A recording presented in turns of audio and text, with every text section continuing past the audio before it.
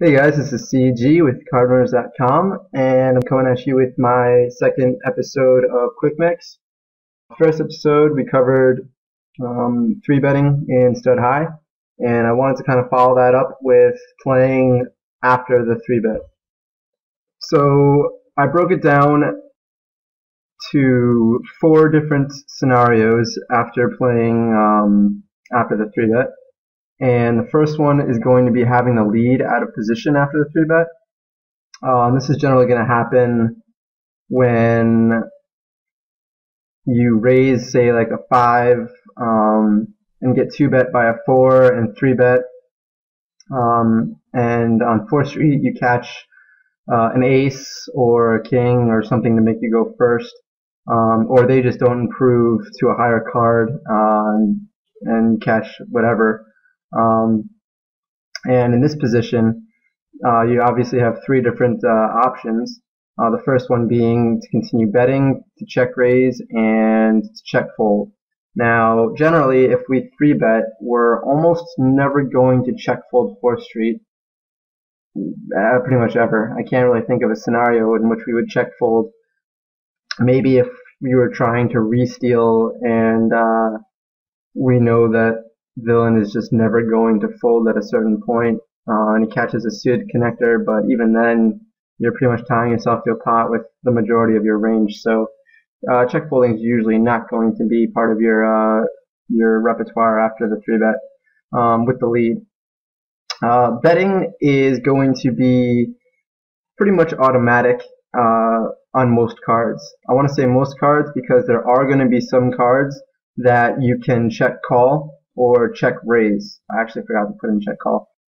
Cards that you want to be check calling or check raising are cards that help his range when you catch cards that look like they don't help your range at all. On 4th Street, it's harder to balance this kind of move because there's not too many hands that have that are air in our range that we're going to check raise. So when we do check raise, we kind of put our hand face up. You have to have a certain dynamic with the villain if you want to be taking the check raise line. But the check calling line is actually a very good option for a lot of different cards that villain will catch, just because they're going to end up firing when check 2 almost 100% on certain cards. So say we raise a 5 and they raise a 4 and we 3-bet. We catch a queen, and they catch a suited 6 or a suited ace. Well, actually, if they catch a suited ace, I think first, so we'll keep it to like a suited 6 or a suited 3 or something connected. In which case, they will almost always bet when check 2, and depending on the dynamic you have, usually you're going to want to check call to set up the next street, and then reevaluate from there. Sometimes if you think that they'll always bet when check 2 and they catch what looks like a dead card, then check raising is an option. Still, again, you kind of put your hand face up, but it is an option if you want to use it to conduct a semi-bluff with maybe a picked up gut shot or something like that, in which you want to put a lot of pressure on the villain.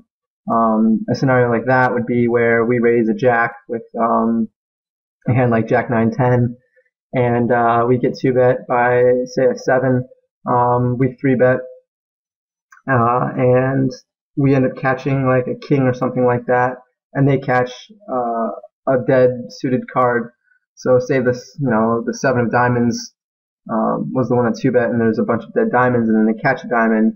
Well, check raise isn't quite awful because it accomplishes a bunch of different things. One being it gives us more validity of our hand strength, and 2, it makes him kind of rethink your range, which is a really important tool to have instead high. When you can make anyone rethink that you have a stronger range, that's always going to be a good thing because it builds up your fold equity. So be aware of what cards fall off on 4th Street in order to safely check raise. Make sure that there's dead cards if you want to opt more for check raising. And if there's no dead cards and villain catches a very live card that likely helps his range, then be more apt to check call.